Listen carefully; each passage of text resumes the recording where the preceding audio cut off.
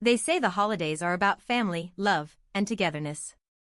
But for some, family is just a word used to justify cruelty, and togetherness is just a cover for a social performance. My son, Leo, is 8 years old. He is brilliant, he is kind, and he is autistic. For Leo, the world is a symphony of sounds and textures that most people ignore. Sometimes, that symphony becomes too loud. Sometimes, he needs to stim. Sometimes, he can't handle the scratchy feeling of a formal shirt or the overwhelming smell of a crowded room. To me, Leo is my entire world. But to my extended family, Leo was an inconvenience. An embarrassment. A mood killer. For years, I played the peacemaker. I paid for the hotels, the gifts, and the lavish dinners just to keep the peace. I thought if I made everything perfect, if the food was expensive enough and the venue luxurious enough, they would finally look past Leo's diagnosis and see the beautiful boy he is. But I learned the hard way that you cannot buy respect from people who only value image. The breaking point came 3 weeks before our annual winter gala. I had spent $12,000 on a world-class catering team to ensure my parents and siblings had the perfect evening. But then, I saw the family group chat. And that's when I decided that the only thing being cancelled this year wasn't just the catering. It was my role as the family's ATM. This is the story of how I stopped apologizing for my son's existence, and delivered a verdict that left my family starving for the respect they never gave us. To understand why I did what I did, you have to understand the dynamic of my family. I am the successful one. I work in corporate law, and while my siblings have their own careers, I've always been the one with the deepest pockets. In my family, money equals power. And because I had the money, I became the default host for every single holiday. I didn't mind at first. I loved my parents, and I wanted my son to have a relationship with his cousins. But the cost of these gatherings wasn't just financial. It was emotional. Leo is nonverbal for the most part. He communicates through a tablet and through a series of gestures and sounds. He is incredibly sensitive to sensory input. A flickering light can feel like a strobe light to him, a loud laugh can sound like a scream. My mother, the matriarch of the family, is a woman who lives for the aesthetic. She cares deeply about how the family is perceived by the neighbors and the extended clan. To her, Leo wasn't a child with a different way of processing the world, he was a flaw in her perfect portrait. I remember a dinner 3 years ago. Leo was having a hard time. The room was too loud, and he started rocking back and forth, humming to regulate himself. My mother didn't ask if he was okay. She didn't ask me if he needed a break. She sighed loudly, looked at the other guests, and said, "It's just so exhausting, isn't it? You'd think after all this time, he'd learn how to behave in public." I felt a surge of protectiveness, but I was tired. I had just finished a 60-hour work week. I just wanted one night of peace. So, I whispered, "He's doing his best, Mom." "His best isn't good enough for a dinner party, Sarah," she replied. That became the pattern. Every gathering followed the same script. I would pay for everything. I would spend weeks planning the perfect menu and the perfect atmosphere. And in return, my family would spend the entire evening subtly, and sometimes overtly, shaming my son. They would tell me to put him in the other room during the appetizers. They would make faces when he stymied. They would speak about him as if he weren't in the room, using phrases like, "It's such a shame he's like this," or "Imagine how much easier the holidays would be if he were normal." I spent years trying to educate them. I sent them articles on autism. I invited them to Leo's therapy sessions. I begged them to just be patient. But you cannot educate people who are committed to misunderstanding you.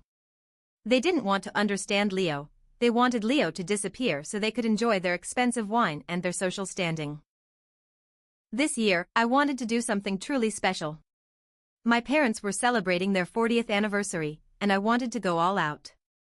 I hired Lelite Catering, a company known for their 5-course tasting menus and white glove service.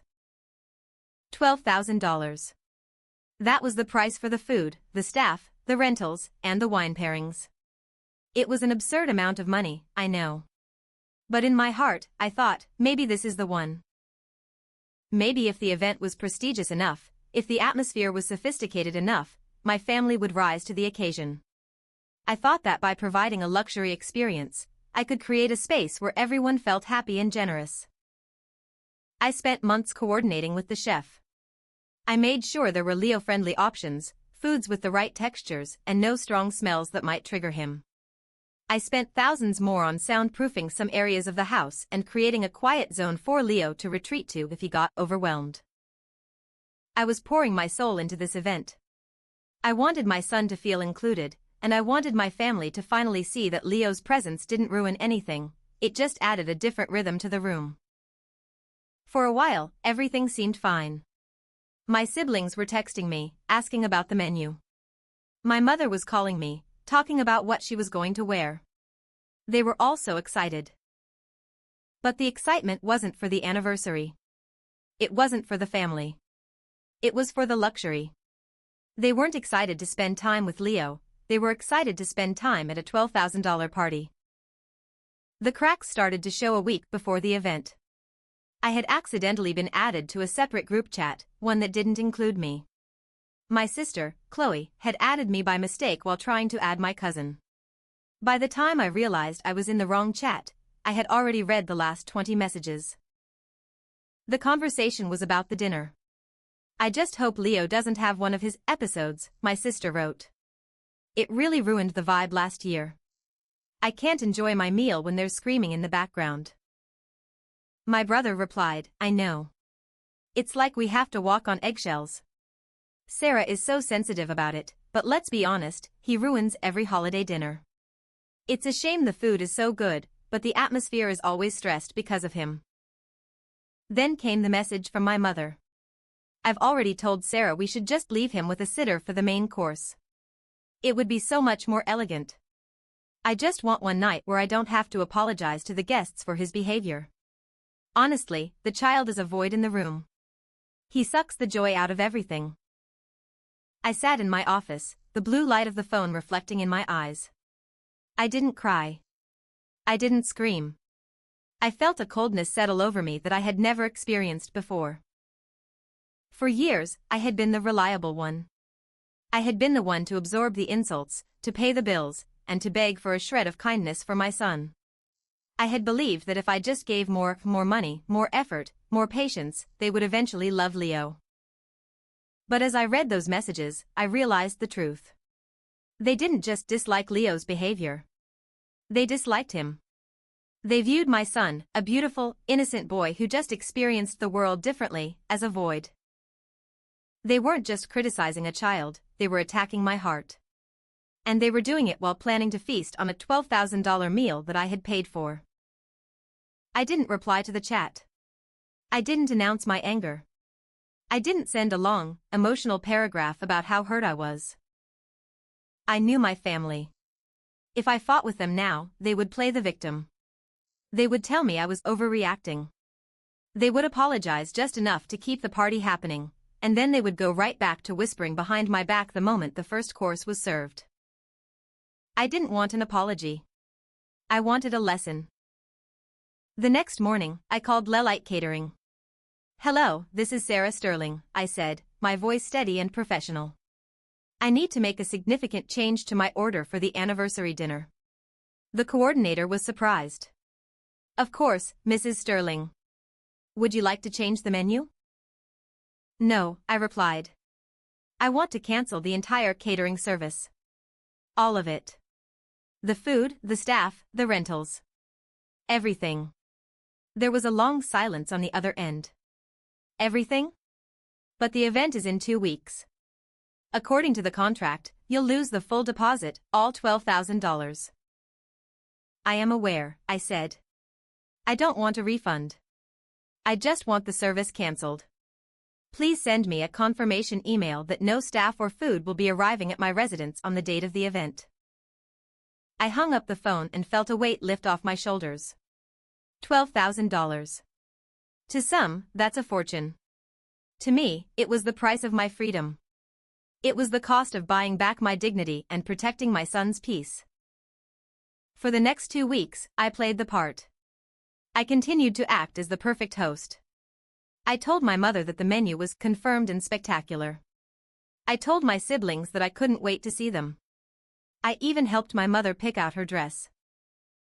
Every time they mentioned the food, I would just smile and say, "It's going to be a night to remember." And it was. But not for the reasons they thought. I spent those 2 weeks preparing a different kind of dinner. I didn't hire a chef. I didn't buy crystals. Instead, I bought the most basic, simple ingredients. I made a large pot of homemade pasta and a simple salad. It was the kind of meal Leo loved: consistent textures, mild flavors, and zero stress. I also prepared a special presentation. I printed out screenshots of the family group chat. Every single message. Every insult. Every comment about Leo ruining the dinner. I printed them in high resolution, in a neat stack of papers. I was no longer the doormat. I was the judge, the jury, and the one holding the bill. The night arrived. My family rolled in like royalty. My mother was wearing a shimmering silver gown. My siblings were dressed in suits and cocktail dresses. They walked into my home with an air of expectation, their eyes immediately scanning the room for the catering staff.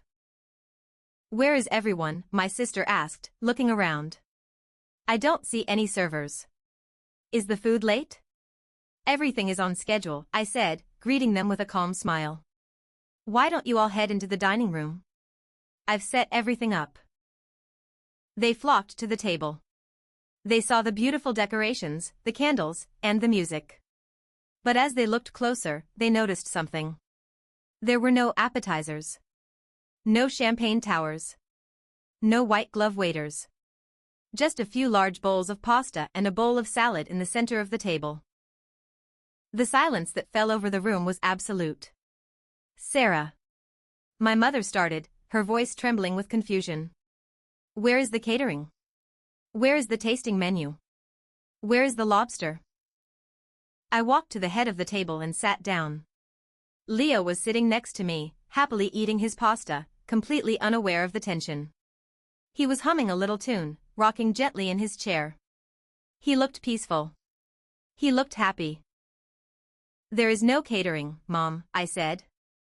My brother laughed, thinking it was a joke. "Very funny. Now tell us where the chef is hiding."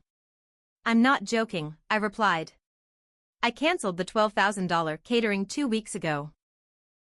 The reaction was instantaneous. My mother gasped, her hand flying to her chest. My sister stood up, her face contorting in anger. "What do you mean you canceled it?" my sister shrieked. "We've been looking forward to this for months. Do you have any idea how ridiculous this looks? We're dressed for a gala and you're serving pasta?" "I noticed that you all were very concerned about the vibe of the dinner," I said, my voice remaining ice cold. I remembered that Leo ruins the atmosphere. I thought about how he sucks the joy out of the room. And I realized that if my son is such a burden to your experience, then you shouldn't have to suffer through a luxury meal in his presence. My mother's face went pale. "Sarah, what are you talking about?" "I'm talking about the group chat, Mom," I said. I reached over and slid the stack of printed screenshots across the table. One by one, they read them. I watched their eyes move across the page, the parts where they called Leo a void, the parts where they complained about his episodes, the parts where they plotted to hide him away in another room. The silence returned, but this time, it was heavy with shame. We were just venting," my brother stammered. "It's not like we meant it." "You meant it enough to say it to everyone except me," I replied. "You meant it enough to view my son as a flaw in your social image. For years, I paid for your comfort. I paid for your luxury. I bought your silence and your fake smiles with my hard-earned money. But I realized that no amount of money is worth the price of my son's dignity." My mother tried to step in, her voice returning to that manipulative, soft tone. "Honey, we love Leo. We were just worried about him. We just wanted the night to be perfect." "The night is perfect," I said, looking at Leo, who was now leaning his head on my shoulder. "For the first time in years, there is no one here pretending to be something they're not. There are no fake smiles. There is just a mother, her son, and a family that finally knows exactly where they stand. "You can't do this," my sister yelled. "This is my parents' anniversary. You've ruined their special night." "No," I said. "You ruined it the moment you decided that a child's neurological difference was an inconvenience to your appetite. You didn't care about the anniversary. You cared about the lobster. And since the lobster is gone, I suggest you enjoy the pasta, or you can leave." Half of them left immediately, complaining the whole way out. My brother and sister couldn't handle the embarrassment of a simple dinner. My parents stayed. They didn't eat much. They spent the rest of the evening in a stunned silence, looking at the screenshots of the things they had allowed and participated in. For the first time in my life, my father spoke up. He looked at my mother, then at me, and then at Leo. "I'm sorry," he whispered. "I should have said something. I should have stopped them." It wasn't a perfect apology. It didn't erase years of subtle cruelty. But it was a start. In the months that followed, the family dynamic shifted. I stopped hosting. I stopped paying for the big events. I told them that if they wanted to spend time with us, they were welcome to, but the terms had changed. The terms were simple: Leo is loved. Leo is accepted. And if anyone, absolutely anyone, makes a comment about his behavior or his diagnosis, the visit ends instantly. No arguments. No second chances. My siblings tried to guilt-trip me. They told me I was being extreme. They said I was isolating the family. But the funny thing is, once the free luxury disappeared, the family unity disappeared with it. I realized that the only thing holding us together was my bank account. And I was perfectly okay with that. I spent $12,000 on a catering service that never arrived. Some people would call that a waste of money. But I call it the best investment I ever made. I didn't just buy a lesson for my family, I bought a sanctuary for my son. I taught Leo that his mother will always be his shield. I taught my family that respect is not a commodity that can be bought with 5-star hotels and tasting menus. To anyone out there who is the reliable one, the one who pays for everything, the one who fixes every problem, the one who swallows their pride to keep the peace, listen to me. Peace that requires you to betray your own heart is not peace. It's a hostage situation. The moment you stop apologizing for your boundaries is the moment you start living. The moment you stop paying for the people who belittle the ones you love is the moment you finally become free. In the end, the most expensive thing in the world isn't a $12,000 dinner. It's the cost of pretending to be okay with people who don't value your soul.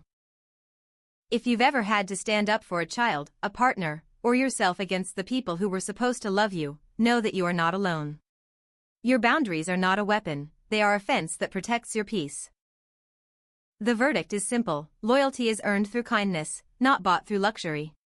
And those who only love you for what you can provide will be the first to leave when the table is empty. Thank you for listening to this story. If this resonated with you, or if you've had to set a hard boundary with your own family, share your experience in the comments below. Let's remind each other that our value isn't defined by what we provide, but by who we are. Don't forget to like and subscribe to Calm Verdict Stories for more tales of boundaries, justice, and the strength found in silence.